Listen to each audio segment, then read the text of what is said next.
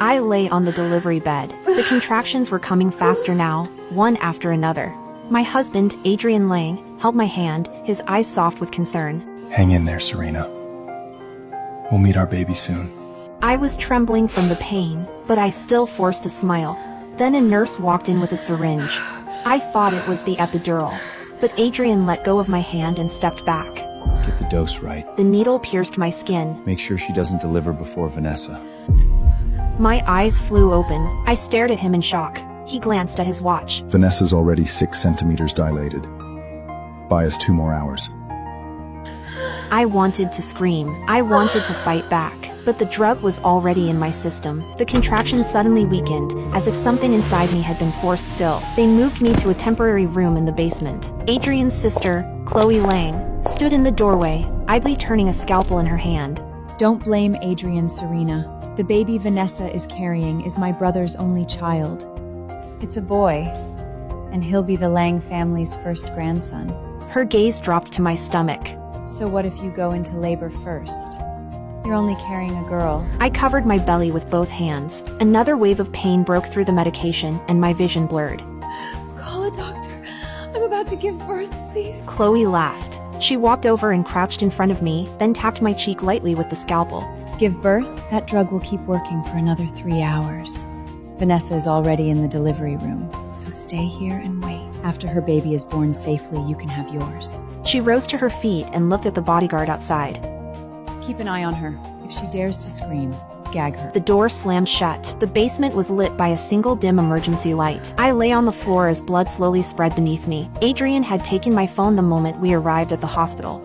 He said radiation wasn't good for the baby. Now I understood.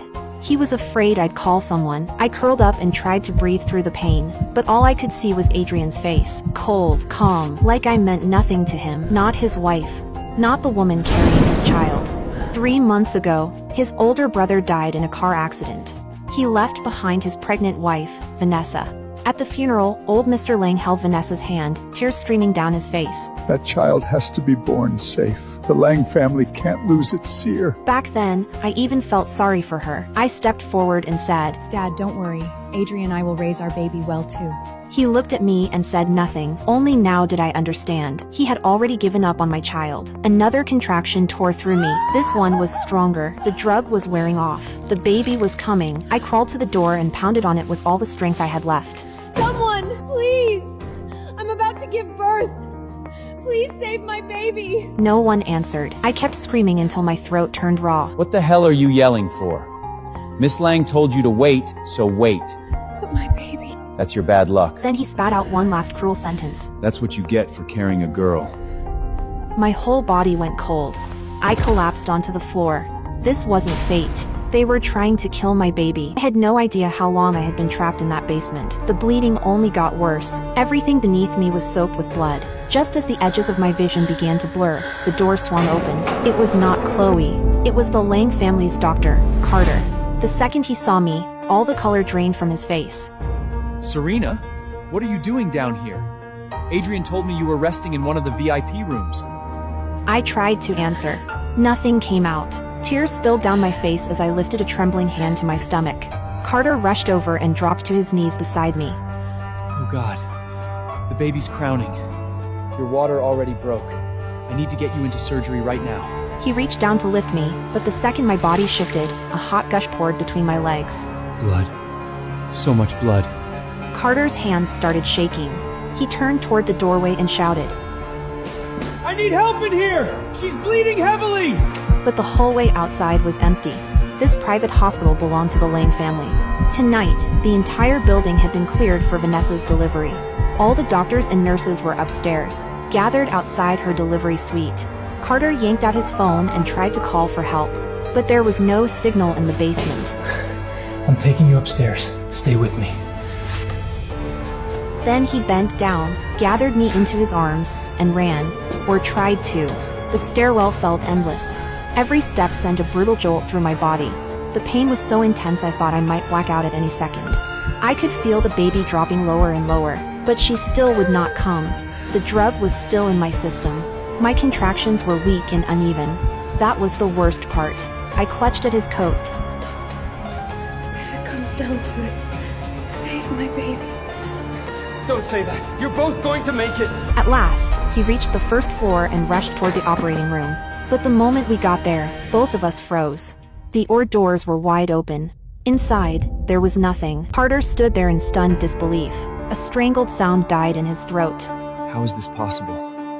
I checked everything myself this afternoon. Footsteps echoed down the hall. Chloe approached with 2 nurses behind her.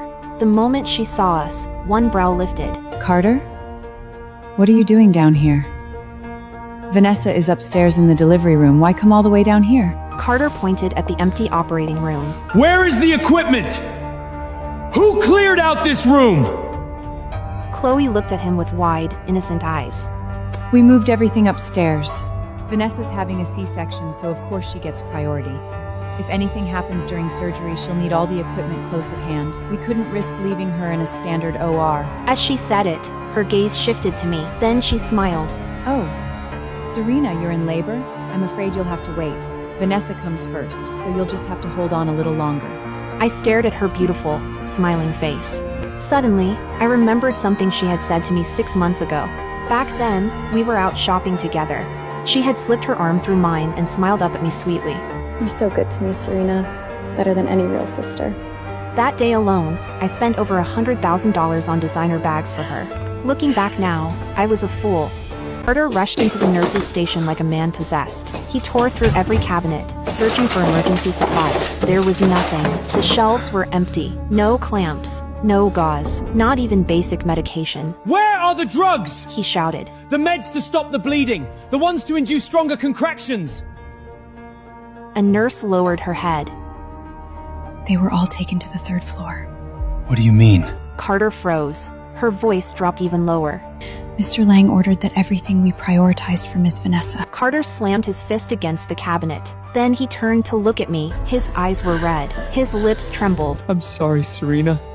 I'm so sorry. There's nothing I can do. Chloe walked over and lightly patted his shoulder. Carter, don't worry. Vanessa hasn't delivered yet. Once she's done, they'll move the equipment back downstairs. Besides, even if the baby comes now, so what? It's only a girl. If she dies, she dies. The Lang family won't care about one little girl. I stared at her, at the girl I had loved like my own little sister for 3 years. Then, with every ounce of strength I had left, I forced out 2 words. You bastard. Chloe's expression darkened at once. She bent down and leaned close to my ear. Go ahead. Curse all you want. Her voice barely above a whisper. Once you give birth, you'll be too weak to fight back. I'll make sure you stay quiet. By then, Vanessa will take your place. As for you, if my brother is feeling merciful, maybe he'll let you live. You can stay in the house as a servant. Carter could not hold back anymore. Miss Lang, this is murder! Murder? Chloe gave a cold little laugh. Watch what you say, Carter. Women die in childbirth every day. That's hardly unusual. Besides, this is a family matter. You're an outsider. This is none of your business. Then she motioned to the bodyguards. Take Carter away. Leave Serena to me.